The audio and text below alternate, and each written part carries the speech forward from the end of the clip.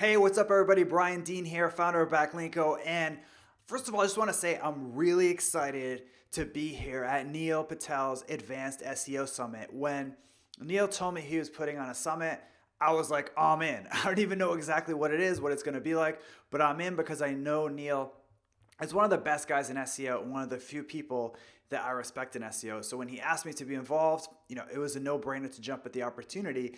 And in fact, I had recently put together a presentation that talked about a lot of new Google ranking factors, and I thought it would be perfect to share some of these with you today. So without further ado, let's jump right in. We got a ton to cover. So let's just blast through the material so you can use it and then get higher rankings after this presentation. So about maybe a year and a half ago now, I published a post on my site called How to Get High Quality Backlinks Without Guest Posting. And like every post on my blog, after publishing it, I promoted it. I emailed influencers to let them know about it. I built links to it. I sent it to the email list, all the stuff that you normally do. And I also optimized it around a keyword. In this case, the keyword was high quality backlinks. That was my target keyword for this post. But take a look at this. A few weeks after promoting the post using the strategies I just alluded to, it not only ranked for my target keyword, but it also ranked for the keyword how to get high. Right? How crazy is that? So needless to say, I was like, what? What is going on here? My post obviously has nothing to do with getting high. Why would Google ever want to rank me for that keyword? And when I looked at my post, I figured out probably what Google was seeing. I had the keyword how to get high in my title, and I also had it a few times in my article, things like how to get high quality backlinks. I said that maybe once or twice in the post, and Google saw that and said, well, this post must be about how to get high. Now that's already pretty interesting, right? Well, here's where things get even more interesting. A few days after I hit that top 10 spot for the keyword how to get high, my rankings dropped like a stone. I went to the top of the second page and the bottom of the second page, and it just kept dropping. And now I don't know exactly where I am, but last time I checked, I was at position number 33 for that keyword, how to get high. What is going on here, right? So needless to say, I was confused because everything I knew about SEO was when you get more links, you get higher rankings, right? But in this case, as the post aged and got more links, it actually got lower rankings. So this made no sense to me based on what I already knew about SEO.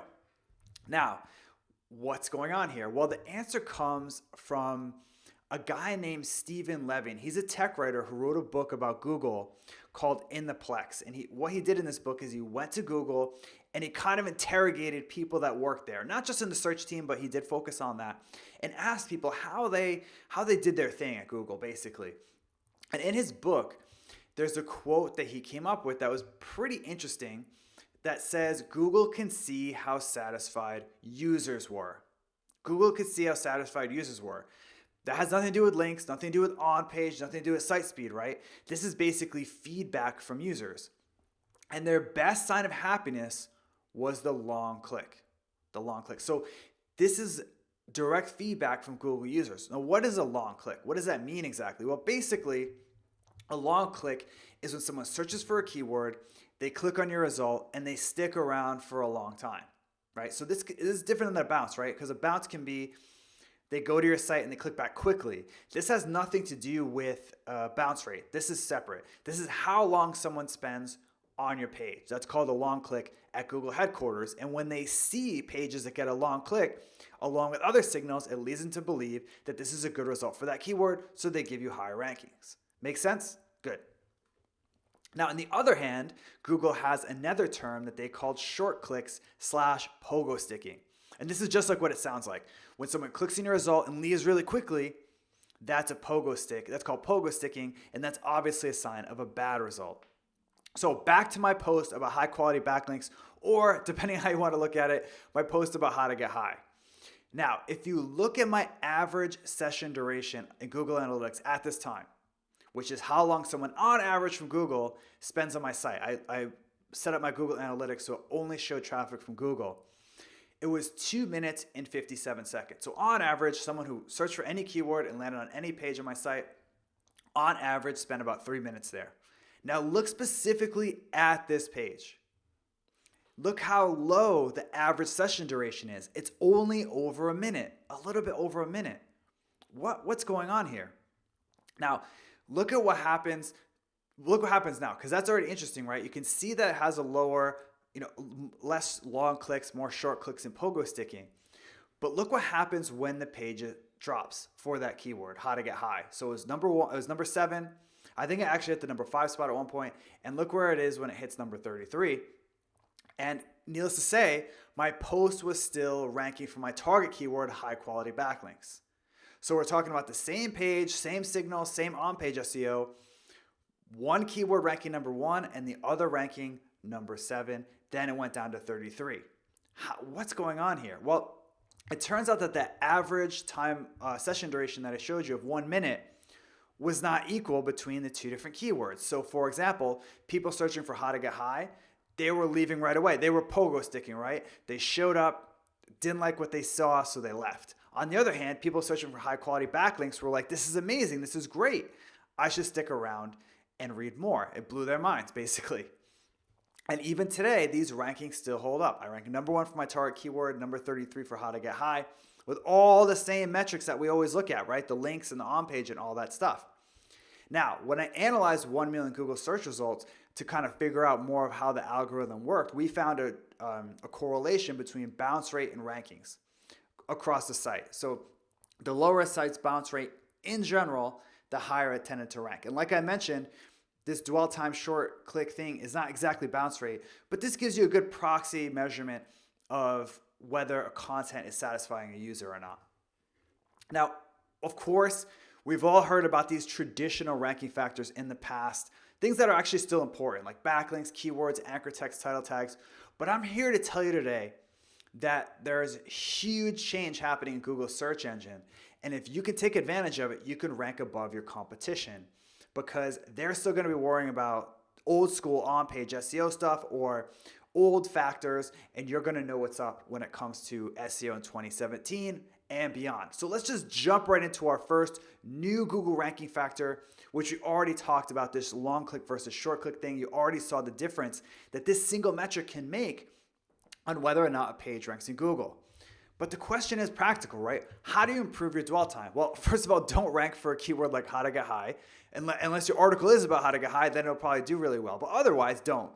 But what else can you do? Well, it turns out that there are some simple strategies you can use, like bucket brigades. And bucket brigades are simple. They're words and phrases that keep people reading. That's the idea. So and by keeping them reading, you keep them on your page and they don't bounce or become a short click. Here's an example of a bucket brigade on my site. Look, right? So that goal of that is just to get people to read the next line. And then once they get into the article, or once they start reading and get interested, they're much less likely to hit their back button and become a short click. Or you say things like bottom line, right? And then the person wants to read the next line because they want to see what the bottom line is, and it keeps them on your page for longer. Here are some other bucket brigades that you can use in your content. And while you read those and maybe jot them down, I'm going to take a sip of tea. All right, moving right along. Content chunks. This is a big one. Now we're going to do, just for yourself, take a look at these two pieces of content. You obviously can't read them. Which piece of content would you rather read without knowing anything else? Right? If you're like most people, you rather read the content on the left because it's just so much more readable than the content on the right. And that's actually a great strategy to look at in terms of how you set up and structure your content on your own site. So how can you make your content more readable and turn it into chunks? One, a simple one is to use quote boxes. I use these all over the place at Backlinko. And if you ever quote someone, have it stand out somehow. It's a great way to break up your content, and if you use a lot of quotes like I do, it looks really nice. You could also just use lots of subheaders, right? You don't need to use anything fancy or create any new graphics on your site, just lots of subheaders to break up your content. In fact, this is something that Neil taught me back in the day when we first connected, back in, I would say, 2013. I noticed that his stuff at QuickSprout that he wrote always used subheaders, and he still uses them today. It's something that still works really well. How about the APP method? This is actually one of my favorites. And again, I don't know exactly where I learned this. I think it was from an old copywriting book. but they didn't really call it this, but it's adapted from that. And you can see how it works here in terms of how you want to structure the introductions to your blog post, because obviously for any content that you have in your site, the intro is going to make or break that person's experience, right? If you can hook them, they're going to be a long click. If not, you lost them. They're a short click pogo sticking and your rankings go down. So let's break it down how to set this up. Now, as you saw in the graphic, APP stands for agree, promise, and preview. Let's break it down with a real life example. Here's a post from my site called How to Create a Squeeze Page That Converts at 21.7%.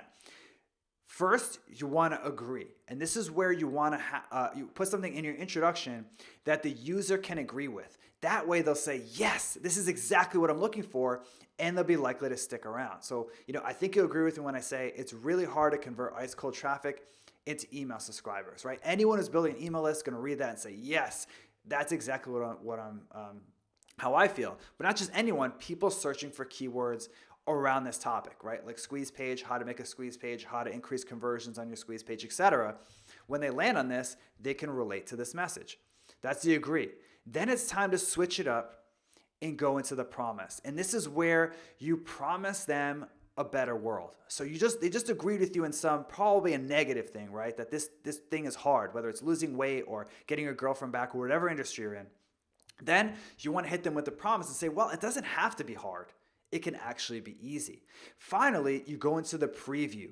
And the preview is where you say, hey, here's exactly how I'm going to show you how to reach the promise. So basically the preview gets into the nitty gritty of how you're going to help them achieve the promise.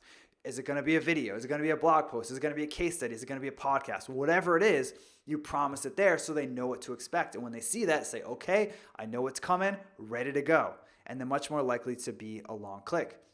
And because of that, my average time on page for a lot of my content is 6 minutes. That's not the only reason. It's content chunking, it's subheaders, it's APP, it's all that stuff together that works really well. Let's move on to our next Google ranking factor, which is branded searches plus keywords. So in Berlin, where I spend most of my year, there's a restaurant I really like called Thai Aroma. It's really good Thai food, but I don't actually get a lot of stuff there. I just get one dish. I get their delicious peanut curry. It's very good. If you're ever in Berlin, seek this place out and get their peanut curry. It's very good. And in fact, because I only eat this and my friends that go there, we only get peanut curry, we don't even refer to this restaurant by its name. We only refer to it as peanut curry. So to us, Thai Aroma is really peanut curry. Like we'll literally say, hey man, you want to get some peanut curry? We'll both know what we're talking about and we'll go there. Or we'll even say, do you want to go to peanut curry? So to us, these two things are synonymous. And it turns out that Google actually does something similar to this. So they filed a patent a couple of years ago that basically says when someone searches for a brand and a keyword together, that probably means that brand is a good result for that keyword and we should give them higher rankings. So just in case you're confused, no worries, I'm going to break it down for you. Let's say, for example, that when you search for peanut curry in Google, that restaurant I like called Thai Aroma is number 4, right? So it ranks number 4 based on links and on-page SEO, all the traditional stuff we talked about. But let's just say a lot of people start searching for peanut curry and Thai Aroma together. So branded search plus keyword, right? They search for different variations, put them in different order. Google is going to say, damn, Thai Aroma must be a pretty good result for peanut curry because so many people, when they search for peanut curry, they want to see this result. So let's make it easier for them by giving them a higher ranking. This is not a real example, but it illustrates the point. I will give you a real example a little bit later. So how can you get more people searching for your branding keyword, right? Obviously, you can ask your mom, but that's only one search. How else can you get more people doing this? Well, the easiest way, and it's kind of high level, is to be associated with one thing in terms of your content marketing. So you don't necessarily have to stick to this one thing, but you want to start with this one thing. Let me give you an example from Backlinko. When I first started, I only talked about link building. Every post was about link building. I had link building on my about page. When I wrote a guest post for another site, I used the fact that I was a link builder. I had link building on my homepage.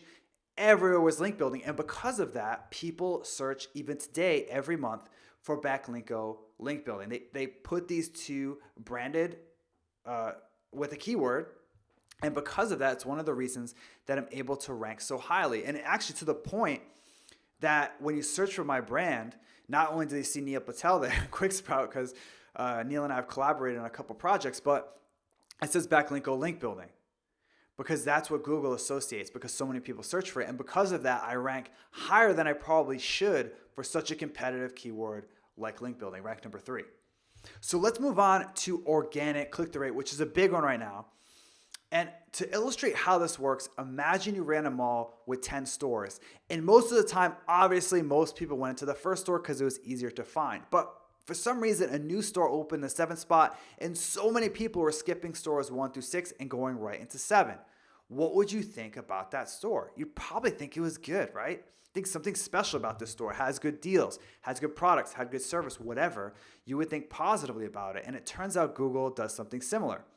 For example, let's say that you search for SEO Summit in Google, and this summit ranked number 3 in Google for SEO Summit. And the click-through rate for the number 3 result is usually around 4%. Sometimes higher, sometimes lower. It depends on a bunch of factors. But let's say, for example, it was 7%. So more and more people were skipping 1 and 2, going right to 3 in order to click on the page for this summit. Well, Google would say, Neil's advanced SEO summit must be pretty awesome, because so many people, when they search for the summit, they're skipping the top results and they're telling us actually the number 3 result is better, and they'll move it up to number 1. Now, how does this work in real life? Let's look at an example. So a couple years ago, Rand Fishkin from Moz ran an experiment, and at 6:03 p.m., his page for this thing called iMac Lab was ranking number 7. And he said, hey, can you guys search for iMac Lab in Google and click the link from my blog? I have a hunch. So I'll take a sip of tea, and you got to imagine what happened next. Do you think the rankings went up? Do you think it went down, stayed the same? Or how fast did these changes take to go into place? So obviously, Rand has a lot of followers, so he was able to do this quickly. And within 3 hours, the result went from number 7 to number 1. 3 hours. That's pretty crazy. And I've seen similar stuff. So how can you get more clicks without doing anything shady? Well, the best strategy I've used that works best for me is to use Google AdWords. How it works is that, well, let me just take you high level why it works.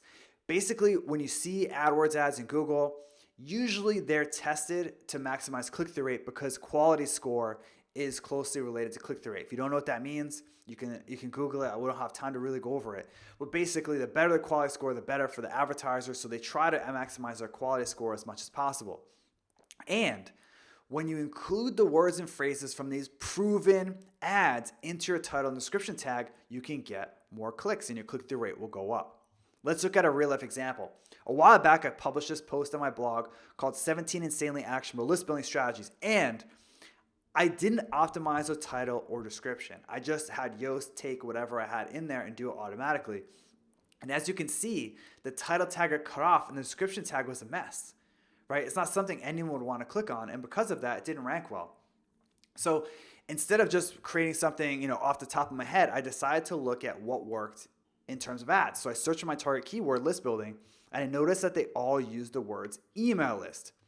Seems like common sense, but I actually probably wouldn't have used that term, because I assume anyone searching for list building knows that I'm referring to my email list when I say, here's how to build your list. But apparently, as advertisers have found with data, that email list works better when you say it explicitly like that. They also used words like build and grow. So I decided to use those as well. And because of that, my rankings went up a lot. Now, in addition, I'll show you actually an example of where they ended up later. Now, if you don't have AdWords ads for those keywords, or they don't make sense, there are some words that you can use that just work. I call them magnet words. Like a specific number works really well. That's why magazine covers use them all the time. I actually incorporated those into my title and description tag for this post. And also, if you can emphasize any quick results, that also will maximize clicks, because when people search in Google, they want a result like now, right? They want a result like today. They want a result like yesterday. So when you can promise that you can help them quicker than the other results, then they're more likely to click on yours. That's one of the reasons I rank well for the keyword, is because my click-through rate is very good. Now let's move on to our next ranking factor, which is Google Hummingbird and semantic search.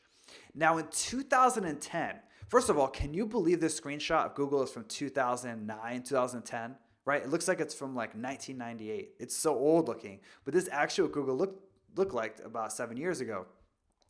And back then, they were all about content. So when you search for who is the sexiest man alive, they would scan a page for the keyword appearing in the H1 tag and in the alt text of images and then the title tag and then the domain name and all that stuff, right?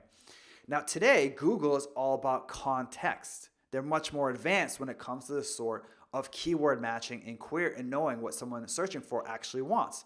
So when you search for that now, they look at LSI keywords, alternatives of the keywords, and things like that. And that's why when you search for this keyword in Google, in my opinion anyway, they have a very accurate result. That's just my opinion, but I think they do a good job over there at Google. So the question is, how can you use semantic search to get higher rankings? Well, one strategy that I like to use is to include LSI keywords in my content. LSI keywords are actually super simple. They sound complicated with latent semantic indexing, but all it really means is synonyms and closely related words to your target keyword. So let's look at an example, like cars. How does Google know, whether a page is about cars, the vehicle, Cars the movie, the 70s rock band, the Canadian aviation regulations? How do they know what you're searching for, which cars you want, and which pages to serve up? Well, it turns out they use LSI keywords. When they see words like new and used and Volkswagen and car repair and dealers and make and model on a page, they know it's about the type of cars that you drive. But when they see words like film, motion picture, directed, they know it's about Cars the movie. These are LSI keywords.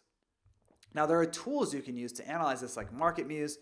And in fact, I teamed up with them for this million result ranking factor study that I talked about earlier. And basically, the more thoroughly you cover a topic, that's better for your SEO, the higher it tended to rank according to our data. Now, we use a subset of the million search results. We only use 10,000 for this, but it was statistically significant nonetheless. So how can you find LSI keywords and use LSI keywords? Well, it's actually not that hard. I'm going to walk you through a real life example right now. Here's a post that I published a while back that wasn't performing as well as I liked. So what I did was I searched in Google and I went to the bottom of the search results under this searches related to area. And I noticed there were terms here that I didn't use in my post, like what SEO and PDF. So I decided to incorporate those into my content. And it's one of the reasons that I rank so well for this keyword, these LSI keywords. Now, it's not really a new Google ranking factor, but it's becoming more important and more people are sort of discovering it. So I want to break it down for you, is content length. So one of the first sites that I built that actually did well was in this paid surveys niche. And I noticed that my competitors were super established. They had huge authorities. This is in 2012, had tons of authority. I had no real chance of outranking them. Based on their website strength, like their domain authority, their links, their brand. I was just a solo guy launching a brand new site. It was super hard to rank. So I realized that maybe I had an advantage. When I looked at their homepage, which tended to be the page in this industry, that people tended to rank as opposed to internal pages, they didn't have a lot of words on it. So you can see an example here. This had 400 words. Another one had 431. Another had 297. And then I saw this study that came out so many years ago that looked at the average content length of the top 10 results by a company called SERPIQ. And they found, as you can see in this chart, a clear correlation between, longer content tended to rank better. And when I looked at this information, I was like, wow, this is a pretty clear correlation that not only is longer content better, but 2,000 plus word content is better. So I decided to create my homepage longer than the average homepage. So I made it 2,000 words. And it's one of the reasons that this site started to rank like crazy and do really well really quickly. And this study and this case study is from many years ago, obviously. But when I did the million ranking factor study with Ahrefs and SEMrush and a few other partners, we discovered that this correlation still stands today. So how can you use content length? What do you do? Well, you just really need to write longer content. There isn't much to it. I know, thank you, Captain Obvious. That's all there is to it. But why does longer content tend to do better? Well, one theory that I believe is part of the story is that longer content equals more shares, which equals higher rankings. In fact, when Jonah Berger ran a study about why content goes viral, they discovered that longer content was more likely to go viral than shorter content. And BuzzSumo and OKDork also teamed up, and they found the similar correlation that longer content tended to generate more shares. Now, before I close this out, I want to give you some bonus factors that are actually less important from this 2016 study that I conducted about this million Google search results. What about title tags?